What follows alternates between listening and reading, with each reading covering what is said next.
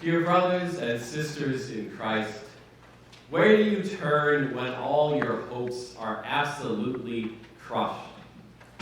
When it seems like everything you knew and everything you were looking forward to has suddenly been snatched away? Do you simply abandon all future hopes? Or do you reevaluate whether the hopes you had were worth hanging on to? Jesus' disciples certainly had experience with losing hope. We hear today from two of them leaving Jerusalem on the very day Jesus rose from the dead. And we see how he appears to them. But he does more than simply restore the hope they'd lost. For both those two disciples and for us, his disciples today, the risen Jesus redirects and restores our hope. Now that same day, two of them were on their way to a village called Emmaus, which is about 7 miles from Jerusalem. We are hearing today from Luke's account of that Resurrection Sunday. Luke has already reported, as the two disciples will say to Jesus, how the women came early in the morning, saw the empty tomb, and were told by angels to deliver the message that Jesus has risen, just as he said. But when the women delivered this good news to the disciples, Luke tells us that these words seemed like nonsense to them, and they did not believe the women. The disciples weren't sure what to think. Not just the apostles, but the broader group of Jesus' followers gathered together in Jerusalem.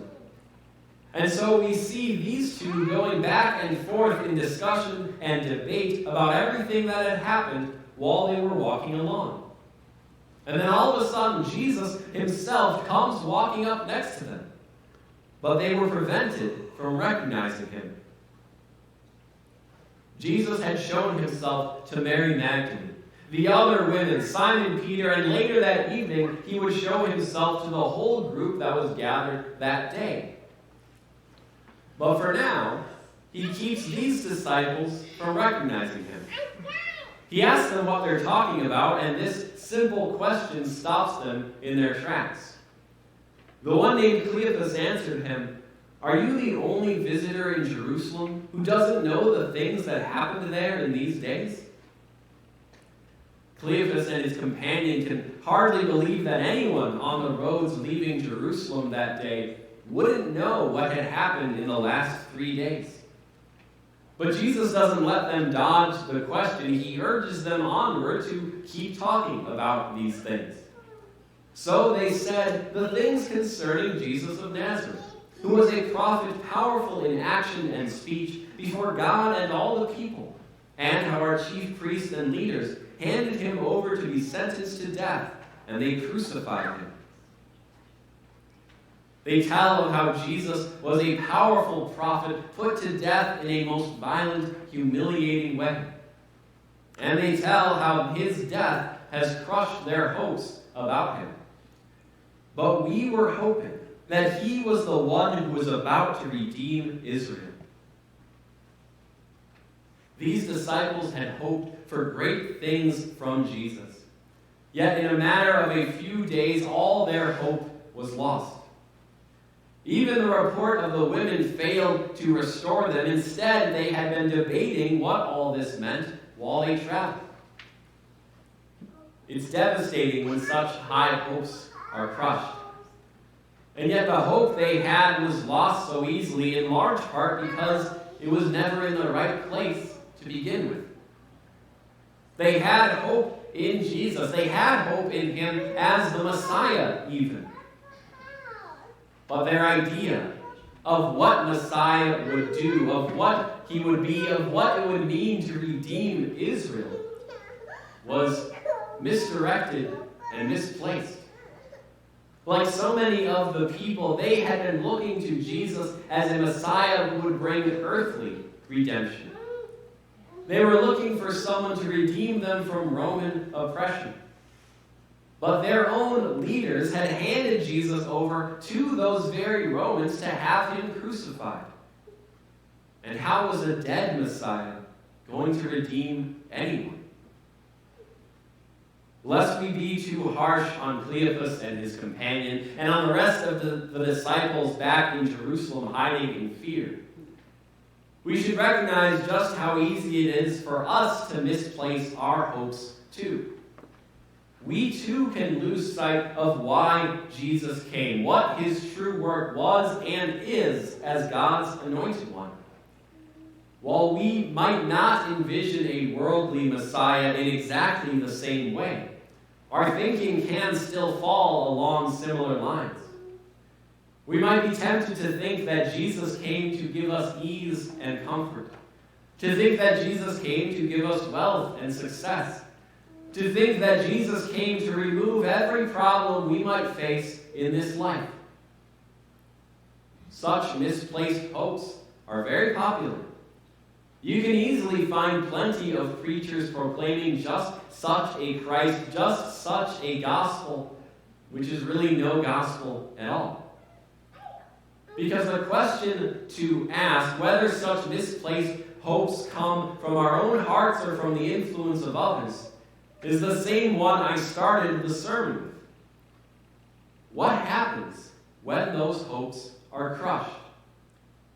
Where do you turn when your hope in a Messiah bringing earthly prosperity falls apart? Thankfully, we don't have to discuss and debate these questions like the disciples traveling to Emmaus, because Jesus has already walked alongside them to answer those questions for them and for us. The risen Jesus redirects and restores our hope by pointing us to the source of true hope. And sometimes we need that redirection to come with some forceful language. He said to them, "How foolish you are, and how slow to believe all that the prophets have spoken. Wasn't it necessary for the Messiah to suffer these things and enter into his glory?" As Jesus begins to redirect the hope of these disciples, we can begin to see why he kept them from recognizing him. If Jesus' only purpose in appearing to these disciples was to prove that he is risen, it does seem odd that he would keep them from recognizing that. But these disciples needed more than just assurance of Christ's resurrection. They needed their hope redirected before it could be restored. They needed to recognize that everything that had happened, all the events of the past few days, was exactly according to God's plan for his anointed one. So, beginning with Moses and all the prophets, he interpreted for them the things concerning himself in all the scriptures. Jesus redirects and restores true hope for the disciples by pointing them back to Scripture, back to God's Word. Jesus will soon assure them of what has happened. He has risen, just as he said. But first, he explains the why. Over the course of that journey to Emmaus, Jesus explains exactly who he is as the Messiah on the basis of Scripture. That he is the promised seed of the woman, the fulfillment of all the sacrifices, the Lord's suffering servant who was crushed for our iniquities, the Son of Man who receives an everlasting power and dominion. Jesus is the center of all Scripture, and he reveals himself to us in that same Scripture, just as he did these two disciples. When they reach Emmaus and Jesus joins them for a meal, he finally allows them to recognize him, and then he disappears. And what do Cleopas and the other disciple say to each other in wonder? Weren't our hearts burning within us while he was talking with us on the road and explaining the Scriptures to us? They don't express wonder at having seen the risen Lord themselves, though they certainly don't hesitate to hurry back to Jerusalem to report to the rest that very night. But what amazes them even more is how he explained the Scriptures to them. how their hearts were set on fire by God's word. And that is a wonderful blessing for us. Because these two got to see Jesus with their own eyes. And they would see him again that night, and as Jesus appeared to his disciples over the 40 days between his resurrection and ascension. But as Jesus had also told his disciples ahead of time, there would be a time when they wouldn't see him in the same way. A time when we would not see him. And yet, our hope remains strong because it is established in God's powerful word. The scriptures continue to be God's word for redirecting and restoring our hope. We can see that in the work of the apostles as they brought the good news of Jesus into the world. They not only spoke of their eyewitness testimony, they pointed the people to Scripture. They explained from God's word exactly why Jesus is the promised Messiah, the Savior from sin. God continues to work through this word today. He continues to speak to us and teach us through the pages of Scripture. By his powerful word, the risen Jesus redirects and restores our hope.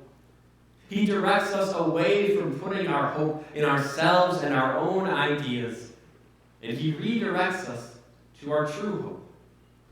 Jesus points us to himself, to the crucified and risen Lord who reveals himself in Scripture.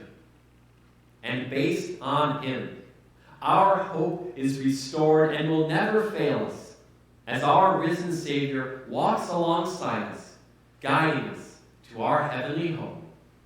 Amen.